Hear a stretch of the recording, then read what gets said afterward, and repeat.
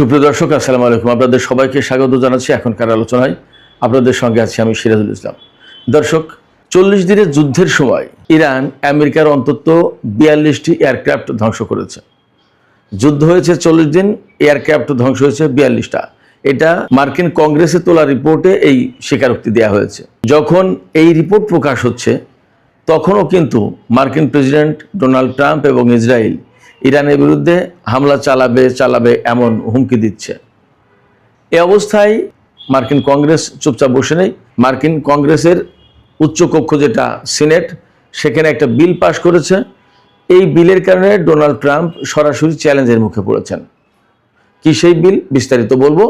এদিকে ইরানের পররাষ্ট্রমন্ত্রী আব্বাস আরাকচি বলেছেন 40 দিনের যুদ্ধে আমেরিকা বড় রকমের ক্ষয়ক্ষতির মুখে পড়েছে। তাদের 35 এবং F-15 গর্ব ধূলিসাৎ হয়েছে। নতুন করে আগ্রাসন চালালে আরও বড় রকমের সারপ্রাইজ অপেক্ষা করছে আমেরিকার জন্য। তারা অনেক সারপ্রাইজ দেখবে। সুপ্রিয় দর্শক, কি সেই সারপ্রাইজ, আমরা এই সমস্ত নিয়েই কথা বলবো এখনকার ভিডিওতে।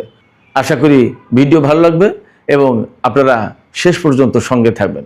আর ভিডিও যদি ভালো লাগে তাহলে লাইক, কমেন্ট, শেয়ার করবেন এবং চ্যানেলটি সাবস্ক্রাইব করে সাথে থাকবেন। দর্শক, চলুন মূল আলোচনা যাই।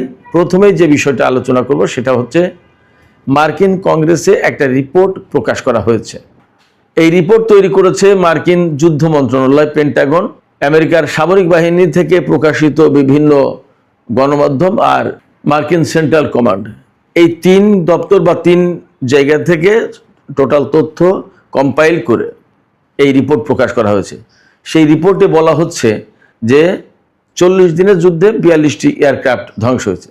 কি কি এয়ারক্রাফট ধ্বংস হয়েছে আমি আপনাদেরকে একদম টোটাল তালিকাটা দিচ্ছি। দেখুন, এখানে বলে রাখি যে 42টি এয়ারক্রাফট ধ্বংস করার কথা স্বীকার করা হয়েছে এই রিপোর্টে, তার দাম ধরা হয়েছে $260 কোটি।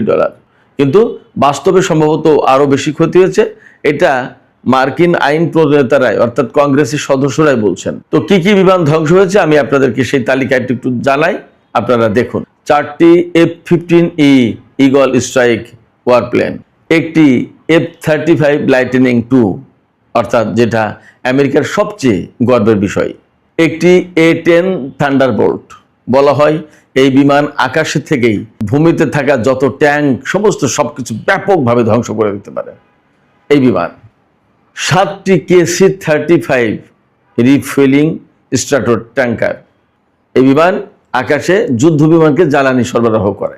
একটি E-3 সেন্ট্রি ওয়ার্কস বিমান, যেটা কমান্ড অ্যান্ড কন্ট্রোল সেন্টার হিসেবে কাজ করে যুদ্ধের ক্ষেত্রে।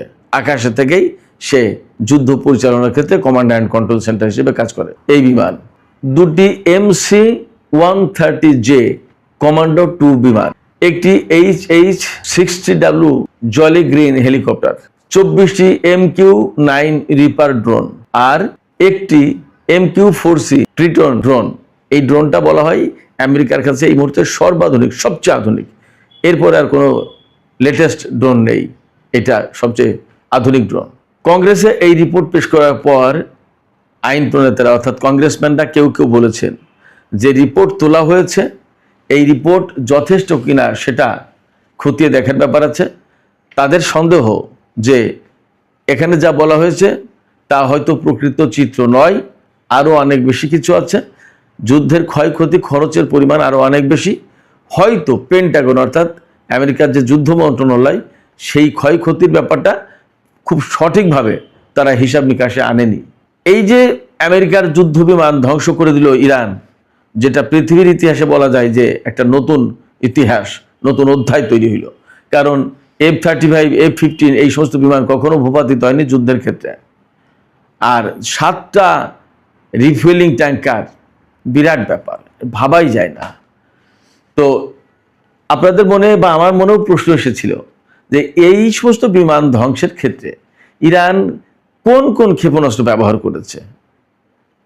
এই জায়গায় একদম সর্বপ্রথমে নাম আসছে ববার 373, ববার 373 মডেলের যে ক্ষেপণাস্ত্র প্রতিরক্ষা ব্যবস্থা ইরান নিজস্ব প্রযুক্তিতে তৈরি করেছে সেটা। এইটা মানে সর্বাধুনিক বিমানের বিরুদ্ধে খুব ভালো লড়াই করতে পারে, টার্গেট করতে পারে। দ্বিতীয়ত ফার্সিতে বলে পুঞ্জদা খোরদাদ, অর্থাৎ খোরদাদ 15, পুঞ্জদা মানে 15, 15। এই খোরদাদ 15 2019 সালে পারস্য উপসাগরের আকাশ থেকে আমেরিকার গ্লোবাল হক ড্রোন ভূপাতিত করেছিল ইরান, যেটা নিয়ে আমেরিকার সাথে ইরানের প্রচণ্ড রকমের উত্তেজনা সৃষ্টি হয়েছিল। ওই গ্লোবাল হক ড্রোন ভূপাতিত করার ক্ষেত্রে এই খোরদাদ 15 অর্থাৎ পুঞ্জদা-এ খোরদাদ এই ক্ষেপণাস্ত্র প্রতিরক্ষা ব্যবস্থা করেছিল ইরান। এটা খুব কার্যকরী, মিডিয়াম থেকে লং রেঞ্জের জন্য এই ক্ষেপণাস্ত্র প্রতিরক্ষা ব্যবস্থা কার্যকরী। এটাও ইরানের নিজস্ব প্রযুক্তিতে তৈরি। এরপরে ইরান খুব নতুন ক্ষেপণাস্ত্র প্রতিরক্ষা ব্যবস্থা তৈরি করেছে, সেটার নাম মাজিদ। আমরা যতদূর জানি যে F-35 যে যুদ্ধ বিমান ভূপাতিত করেছে বা আঘাত করেছে ইরান, এই বিমানটি ভূপাতিত করার ক্ষেত্রে এই মাজিদ ক্ষেপণাস্ত্র প্রতিরক্ষা ব্যবস্থা নাকি কার্যকর ছিল, এইটা নাকি ভূমিকা রেখেছে। লাইটনিং 2 এই জঙ্গি বিমান, এই যুদ্ধ বিমান ইরানের হাতে ক্ষতিগ্রস্ত হওয়া, আঘাত খাওয়া মানে হচ্ছে আমেরিকার হিসাব নিকাশ ওলট পালট হয়ে যাওয়া, পাল্টে যাওয়া। তাদের ধারণা ছিল যে এই বিমানকে কেউ ধরতেই পারবে না, র্যাডারে ধরাই পড়বে না, সেখানে ইরানের র্যাডারে ধরা পড়ছে এবং তাকে হিট করেছে। তার মানে আমেরিকার হিসাব নিকাশ, চিন্তাভাবনা, সমস্ত সবকিছু পাল্টে দিতে হচ্ছে এখন, যে এটাও নিরাপদ নয়। তাহলে করণীয় কি করতে হবে? এখন নতুন করে তাদেরকে ভাবতে হচ্ছে। আর ইরান কিছু ব্যবহার করেছে, ওই যে কাঁধে রেখে যে ক্ষেপণাস্ত্র, ছোট ছোট ক্ষেপণাস্ত্র ছোড়ার যে ব্যবস্থা, এটা টোর M1, এইগুলো দিয়ে হেলিকপ্টার, ড্রোন এবং নিচুতে উড়ে যাওয়া বিমান, ক্রুজ মিসাইল এগুলো ভূপাতিত করা যায়, এই সমস্ত ব্যবহার করেছে। এছাড়া রাশিয়া থেকে ইরান পেয়েছিল S-300, আরও আগে, সম্ভবত 2015 সালের পরে পেয়েছে। রাশিয়া থেকে পাওয়া এই ক্ষেপণাস্ত্র প্রতিরক্ষা ব্যবস্থাও ইরান ব্যবহার করেছে। অবশ্যই তার সফলতা কি আমরা শিওর না। এছাড়া ইরান বিশেষ করে ড্রোন ভূপাতিত করার ক্ষেত্রে, আমেরিকা এবং ইসরায়েলের ড্রোন ভূপাতিত করার ক্ষেত্রে Iran electronic warfare system, GPS jamming system, এ সমস্ত ব্যবহার করেছে। তো এগুলোতে সফলতার হার ব্যাপক বলতে বোঝাচ্ছি যে 40 দিনের যুদ্ধে আমেরিকা যে মারাত্মক রকমের ক্ষয়ক্ষতির মুখে পড়েছে, বিশেষ করে বিমান শক্তি, এটা তো অদ্ভুত ব্যাপার, চিন্তাও করা যায়নি কেউ। এবং যুদ্ধের সময় কিন্তু একথা সব প্রকাশ করেনি। আমি অনেক কিছু বলার চেষ্টা করেছি, বেশ তথ্য দিয়েছি, কিন্তু পশ্চিমা গণমাধ্যম আসলে এই সমস্ত তথ্যগুলো খুব প্রকাশ করতে চায়নি।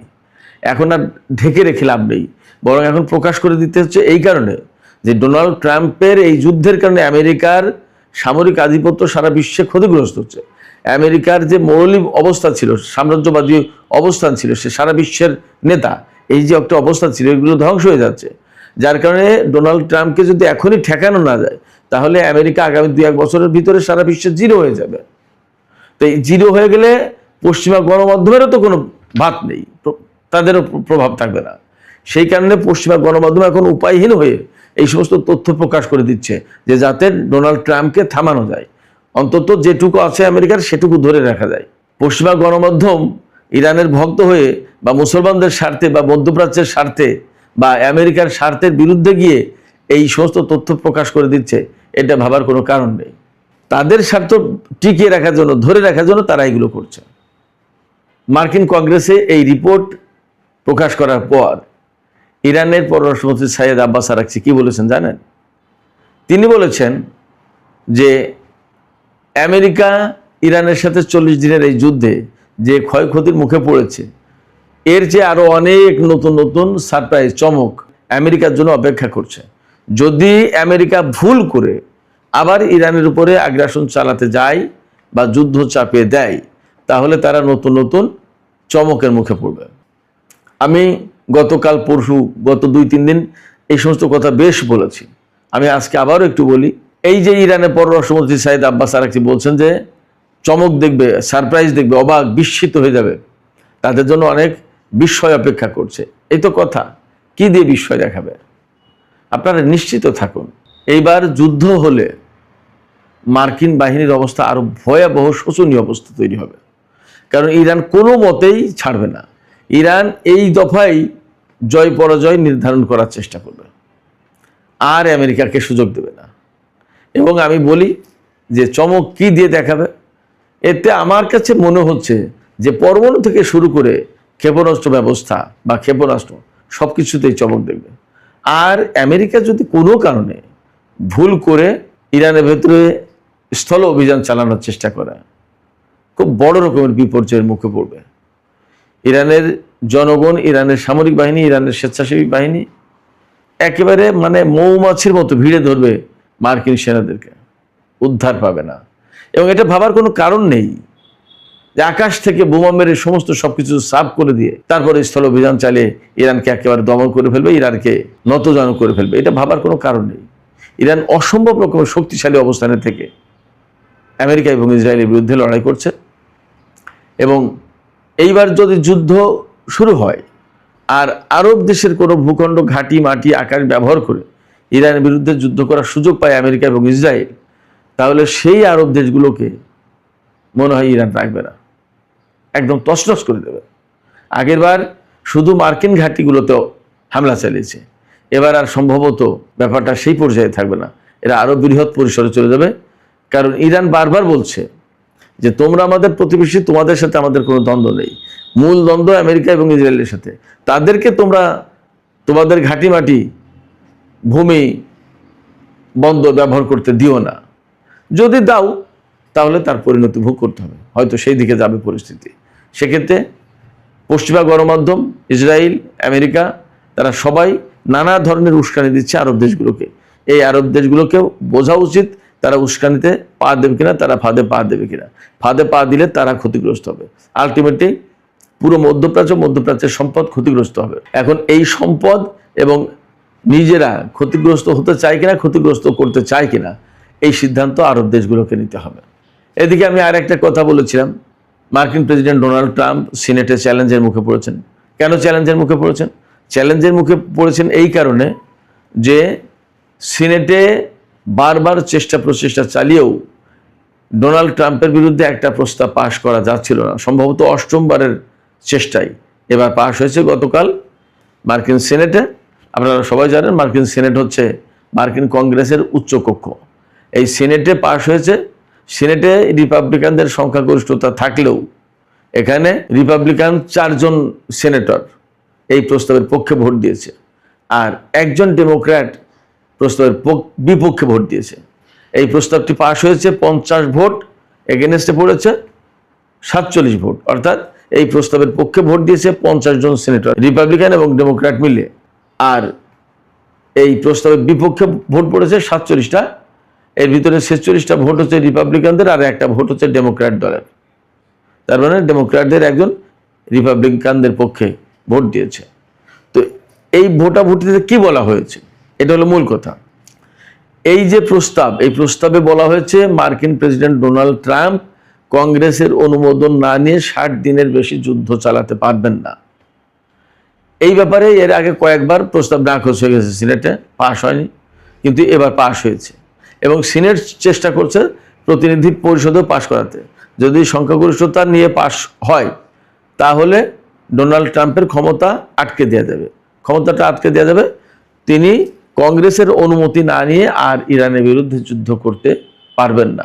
এর মানে হচ্ছে এই যে সিনেটে বিল পাশ হলো, প্রতিনিধি পরিষদে, হাউস অফ রিপ্রেজেন্টেটিভ, সেখানে গত 2-3 দিন আগে 212 ভোট, অর্থাৎ দুই পক্ষের সমান ভোটে বিলটা পাশ হয়নি। একটা দুটো বেশি ভোট পেলেও তো বিলটা পাশ হতে পারতো, কিন্তু সমান ভোট পড়েছে। তো সিনেটে পাশ হওয়ার পরে এবার আশা করা হচ্ছে আবার হাউস অফ রিপ্রেজেন্টেটিভে যখন মানে এই প্রস্তাব নতুন করে উত্থাপন করা হবে, আশা করা হচ্ছে হয়তোবা সেই বিল পাশ হবে। এই বিল পাশ হলে আর মার্কিন প্রেসিডেন্ট ডোনাল্ড ট্রাম্প একা একা সিদ্ধান্ত নিয়ে ইরানের বিরুদ্ধে যুদ্ধ করতে পারবেন না। আমার কথা হচ্ছে এখানে এই যে মার্কিন সিনেট এবং প্রতিনিধি পরিষদে যে বিল পাশ করার চেষ্টা করা হচ্ছে, তার মানে ম্যাক্সিমাম মানুষ, ল মেকারদের একটা বড় অংশ এই যুদ্ধ চায় না। তারা এই যুদ্ধের যৌক্তিকতা খুঁজে পাচ্ছে না, ন্যায্যতা নেই, এবং এই যুদ্ধে আমেরিকা ক্ষতিগ্রস্ত হচ্ছে ইরানের চেয়ে, এটা তারা পরিষ্কার করে বলে দিয়েছে। আমি আপনাদেরকে একটু জানাই, প্রস্তাবটি তুলেছেন ডেমোক্র্যাট দলের সিনেটর টিম কেইন, তিনি ভার্জিনিয়া থেকে নির্বাচিত সেনেটর। আর এই প্রস্তাবের পক্ষে রিপাবলিকান দলের 4 জন সেনেটর ভোট দিয়েছেন, অর্থাৎ ট্রাম্পের দল করার পরেও ট্রাম্পের বিরুদ্ধে তারা ভোট দিয়েছেন। তারা হচ্ছে senator Bill Cassidy, senator Susan Collins, senator Lisa Murkowski এবং সিনেটর র্যান্ড পল। আর এই বিলের বিপক্ষে, এই প্রস্তাবের বিপক্ষে ভোট দিয়েছেন ডেমোক্র্যাট দলের যে সিনেটর, তার নাম হচ্ছে জন ফেটারম্যান। এই প্রস্তাব নিয়ে ভোটদানে বিরত ছিলেন রিপাবলিকান দলের 3 জন সদস্য। এটাও আর একটা মজার ব্যাপার। তারা হচ্ছেন জন কর্লিন, টম টিলিস এবং টমে টিউরাভাইল। মার্কিন সিনেট চাইছে এখন এই যুদ্ধ বন্ধ হোক, এটা হলো মূল কথা। কিন্তু ডোনাল্ড ট্রাম্প তিনি কি যুদ্ধ বন্ধ হোক এটা চাইবেন? তার চেয়ে বড় কথা হচ্ছে তার যিনি নিয়ন্ত্রণকর্তা ইসরায়েলের প্রধানমন্ত্রী নেতানিয়াহু, তিনি কি চাইবেন এই যুদ্ধ বন্ধ হোক? তিনি চাইবেন না। কারণ এই যুদ্ধ বন্ধ হলে ইরান আরও আগের চেয়ে বেশি শক্তিশালী হবে।